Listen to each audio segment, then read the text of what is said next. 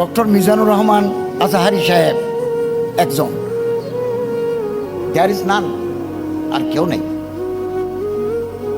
তো আমি তো আজাহারি হতে পারি নাই, আপনি হতে পারেন নাই। তার কণ্ঠ, তার সুললিত কণ্ঠস্বর এবং তার ঐন্দ্রজালিক বক্তৃতা, ভাষার দক্ষতা, উপমা উৎপ্রেক্ষার অভিনবত্ব, এটা তো আমার আপনার নাই। আমি তো সে পর্যায়ে পৌঁছতে পারি নাই। তখন আমার মনের মধ্যে একটা ব্যর্থতা জাগে।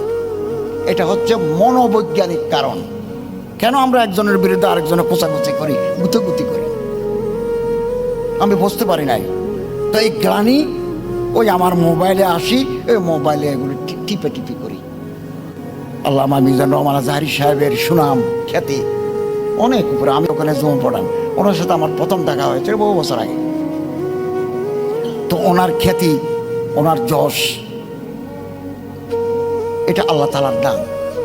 এগুলো কসবি নয়, ওয়াহাবি, এটা আল্লাহর দান, আল্লাহ মানুষকে দিয়ে থাকেন। তো আমরা এই সমস্ত মানুষের বিরোধিতা করি কেন? বিরোধিতা করি ব্যর্থতার গ্লানি থেকে।